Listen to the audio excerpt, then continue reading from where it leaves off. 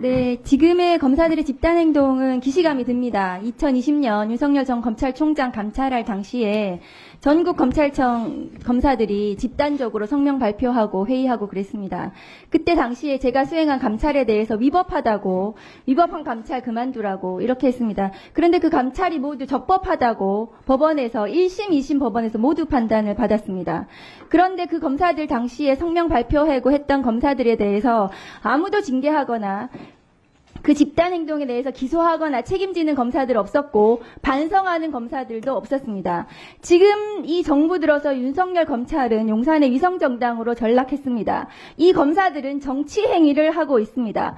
검사들이 얼마나 내로남불인지를 말씀을 드리면 세호로 당시에 시국선언을 한 교사들을 모두 기소했습니다. 국민의 생명과 안전에 대해서 정당한 주장을 하는 교사들을 모두 기소해서 유죄 확정됐습니다. 그런데 본인들은 처벌받지도 않고 징계로 책임지지도 않습니다.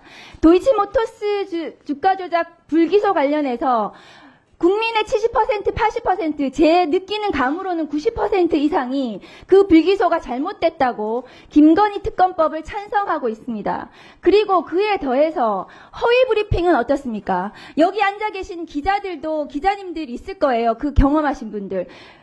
기자들 상대로, 국민들 상대로 버젓이 거짓 브리핑을 했습니다. 그것에 대해서도 지금 탄핵소추 안에 들어가 있습니다. 그런데도 불구하고 이 자리에 나왔던 검찰총장, 법무부 장관이 제가 감찰해야 되는 것이 아닌가, 징계해야 되는 것이 아닌가 물었더니 의사소통의 문제다. 감찰하거나 징계하지 않겠다고 의사표명을 했습니다. 법무부 장관이 직접 감찰을 할 수 있습니다. 검사들에 대해서 법무부 감찰 규정에 나와 있습니다. 검찰총장이 징계 청구권자이기 때문에 검사들을 감찰하거나 징계 청구할 수 있습니다. 안 하겠다고 해서 국회가 지금 탄핵 소추해서 징계를 하겠다는 겁니다. 검사들을 왜 탄핵하면 안 됩니까? 그것이 어디 헌법에 법률에 다 탄핵으로 제도가 있기 때문에 국회가 들여다보는 겁니다. 국민의 대표가 검사들을 견제하는 겁니다. 행정공무원이 똑바로 하지 않기 때문에 하는 겁니다. 그리고 이 탄핵은 대통령에 대한 탄핵과 달리 징계성입니다. 검사들은 검사징계법상 해임까지밖에 할 수 없고 파면을 할 수 없습니다. 파면에 이를 정도로 중대한 헌법과 법률 위반이 있기 때문에 국회에서 탄핵 소추를 하는 것입니다. 그런데 이것에 대해서 검사들이 지금 중앙지검 부장검사, 차장검사, 부부장 검사들까지 평검사 200명들까지 지금 얘기를 하고 있어요. 이 집단 행동에 대해서 국회가 그러면 가만히 둬야 됩니까? 이 국가공무원법 66조 위반에 대해서 자기들은 다른 교사들은 모두 기소하면서 자기들은 처벌하거나 수사받거나 하지도 않는데 그러면 국회가 이것을 좌시하고 가만히 있어야 되겠습니까? 그렇기 때문에 이 집단 행동에 대해서는 반드시 국회 차원에서 감사 요구를 해야 됩니다. 아울러서 국가공무원법 66조 위반에 대해서 저는 법사위 차원에서 형사적으로 고발해야 된다고 저는 생각합니다. 이 법무부 장관이 어제 이 검사들의 집단 행위에 대해서 감찰하거나 징계를 하기는커녕 국회에 나와서 버젓이 그것을 옹호하는 발언을 했습니다. 이 법무부 장관 어떻게 해야 됩니까? 저는 이 법무부 장관이 책임을 져야 된다고 생각합니다. 이 검사들의 집단 행동을 부추기고 있습니다. 그런데 이런 법무부 장관에 대해서 국회 차원에서 반드시 불러다가 그 책임을 저는 물어야 된다고 생각을 합니다. 그래서 이 감사 요구안에 대해서 저는 찬성합니다. 이상입니다. 네. 박은정 의원님도 말씀하셨고, 또 아까 곽규택 의원님도 의사진행 발언 통해서 했듯이, 조만간 적절한 시기에 법무장관 불러서 이 문제에 대해서 한번 따져 봐야 될 것 같습니다. 자, 그러면 지금부터 잠시만 주목해 주시기 바랍니다. 제가 구독자분들을 위해서 선물 하나를 준비했는데요. 제가 항상 여러분들께 드리는 말씀이 있습니다. 뉴스만 평소에 잘 챙겨보셔도 돈이 되고 돈을 벌 수 있다라고 말씀을 드렸는데요.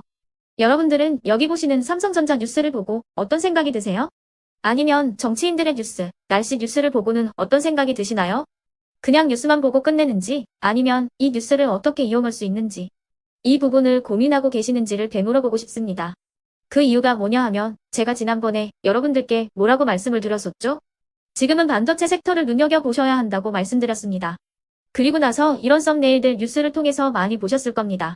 반도체 내용이 이슈가 됐을 때 부자들은 어떻게 생각한다? 반도체 관련주들은 뭐가 있는지, 어떤 종목이 가장 좋은지, 어디에 투자해야 돈이 몰리는지 자연스럽게 생각한다고 제가 말씀을 드렸죠. 그 이유가 뭐냐 하면 부자들이 봤을 때는 이슈가 곧 돈으로 이어지고 그 이슈가 나에게 돈을 벌어준다는 경험적 확신이 있기 때문에 부자들은 항상 이런 사회적 이슈를 관심 있게 챙겨본다고 제가 말씀을 드렸습니다. 이번에도 마찬가지인데요. 제가 지난번에 시청자분들과 함께하는 주식으로 수익 내기 이벤트를 진행했었죠. 당연히 100% 무료로 진행을 했었고요. 여기 보시면 아시겠지만 제가 지난번에도 구독이라고 보내주신 모든 시청자분들께 반도체 관련주 중에 가장 크게 급등할 딱 한 종목, 많은 종목도 아니라 한미반도체 한 종목을 여러분들께 추천드렸어요. 그러면서 여기 나와 있는 대로 정확히 얼마에 매수해야 하는지, 그리고 수익률이 어느 정도 나왔을 때 팔아야 하는지를 이런 부분들까지 여러분들에게 정확히 알려드렸었는데 지금 실제로 어떻게 되었다? 오른쪽을 보시면 아시겠지만 제가 지난번 문자 발송으로 이 한미 반도체를 소개해드리고 나서 실제로 이렇게 5배 이상 어마무시한 상승이 나왔습니다. 100만 원만 투자를 했어도 무려 500만 원이 넘는 수익금이 생긴 거죠. 그래서 당시에도 굉장히 많은 분들이 제가 드린 이 한미 반도체로 수익을 내실 수가 있으셨을 텐데요. 다시 한번 축하드린다고 말씀을 드리겠고 이번에도 마찬가지입니다. 앞으로도 2024년, 2025년 계속해서 기대해볼 섹터는 AI입니다. 그 중에서도 AI 반도체는 그 누구도 부정할 수 없는 미래 성장 산업입니다. 그러면 우리가 어떻게 생각해 볼 수 있을까요? AI 반도체 종목 중에 앞으로 크게 대장 역할을 하면서 10배 이상 급등할 수 있는 텐베고 종목을 지금부터 열심히 추적해야 한다는 겁니다. 큰 돈을 투자하지 않더라도 월급의 일부분 아주 소액이라도 이 종목을 모아가야 수백 %의 수익률을 손에 쥘 수 있는 것이죠. 지금 여러분이 보고 계시는 이 유튜브 또한 AI 반도체와 아주 밀접한 연관이 있고 반도체야말로 대한민국의 핵심 산업으로 앞으로 더더욱 시장은 성장할 수밖에 없습니다. 그렇기 때문에 제가 이번에도 뭘 보내드리고 있냐면 지난번과 똑같이 구독이라는 문자를 보내주시면 제가 AI 반도체 관련주 중에 앞으로 대장주 역할을 하면서 주가가 가장 크게 급등할 한 종목을 여러분들께 문자 발송으로 종목명과 사고 파는 시점을 모두 알려드릴 건데요. 그 문자를 받고 여러분들이 주식으로 돈 버는 연습을 한번 해보셨으면 좋겠고요. 혹시라도 나는 주식을 하지 않는다 하시는 분들은 주변에 주식하시는 지인분들에게 말씀을 해주셔도 되고요. 아니면 연세가 있으셔서 투자가 어렵다 하시는 분들은 이 종목을 자녀분들에게 한번 사봐라. 이걸로 한번 수익을 내봐라. 이렇게 조언을 해주실 수도 있는 거겠죠. 그래서 지금 이 영상을 보시는 시청자분들 중에 나도 이번 종목이 좀 궁금하다 하시는 분들은요. 누구나 상관없이 그리고 어느 시간대나 상관없이 부담 없이 010-2514-5930번으로 구독이라는 문자 보내주시면 제가 이번에도 똑같이 무료 추천 급등주 문자를 보내드리겠습니다. 이해되시겠죠? 제 번호 010-2514-5930번으로 구독이라는 문자 보내주시면 여러분들이 직접 이슈를 통해서 돈 버는 연습을 해보실 수가 있는 거고 제가 돈을 받는 것도 아니고 투자를 대신해 드리는 것도 아니기 때문에 부담 없이 신청해 주시면 되는 겁니다. 그리고 수익이 나면 저는 다른 것은 하나도 바라지 않습니다. 제 채널에 구독, 좋아요 한 번씩만 눌러주시라 이렇게 다시 한번 말씀을 드리겠습니다.